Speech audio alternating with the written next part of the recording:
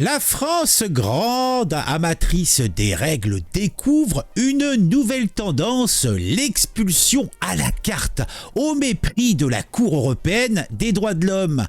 La sécurité des Français, une excuse pour tout, même la désobéissance aux décisions judiciaires. Mais j'aurais vu ça avant de mourir, mais bon, c'est trop peu et trop rarement. Dans une démonstration audacieuse de respect des règles, la France, amenée par le ministre de l'Intérieur, Gérald Darmanin, offre une performance inédite, l'expulsion d'un Ouzbek malgré l'opposition claire de la Cour européenne des droits de l'homme. Oui, c'est incroyable. Hein. Moi aussi, je me suis dit, c'est pas possible. Il y a une coquille dans l'article, mais non, c'est pas le cas, le gars a été expulsé. Cette stratégie innovante à la frontière de l'illégalité a été dévoilée le 14 novembre 2023 avec le renvoi express de MA, 39 ans, vers l'Ouzbékistan. Bon, MA, c'est pas son vrai nom, c'est simplement les initiales. Mais vous savez ce que c'est, on donne pas les noms. Contournant la décision de la CEDH qui interdisait l'expulsion, le ministère de l'Intérieur a choisi de montrer à quel point il appréciait les règles en les ignorant joyeusement.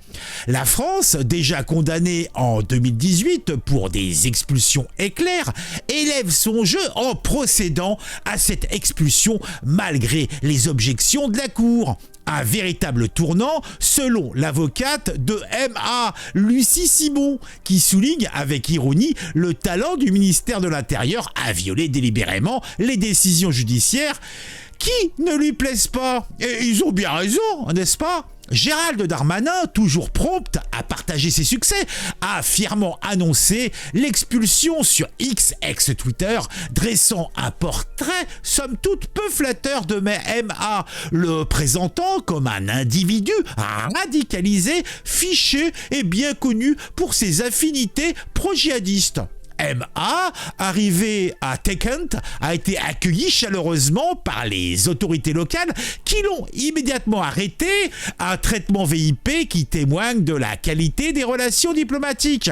En France, MA n'avait commis aucun délit, mais cela n'a pas empêché l'État de faire preuve de créativité en matière de non-respect des décisions judiciaires. Son avocate note avec un certain, sarcasme, que l'Ouzbek, après son retour, a bénéficié d'un relooking forcé et d'une expérience carcérale exclusive, une offre de la justice ouzbek qui ne pouvait tout simplement pas refuser.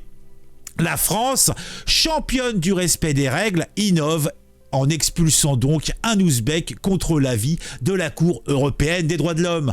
Ceci est somme toute un véritable tournant dans la désobéissance joyeuse aux décisions judiciaires de Gérald Darmanin, maître de cérémonie, qui partage, comme je l'ai dit, sur ce fait fièrement sur X, comme il le fait tous les jours, présentant l'expulsé comme un radicalisé, une version améliorée offerte à Tékent. En France, aucune infraction, mais une créativité exceptionnelle dans le non-respect des règles. Et on ne peut que l'en féliciter.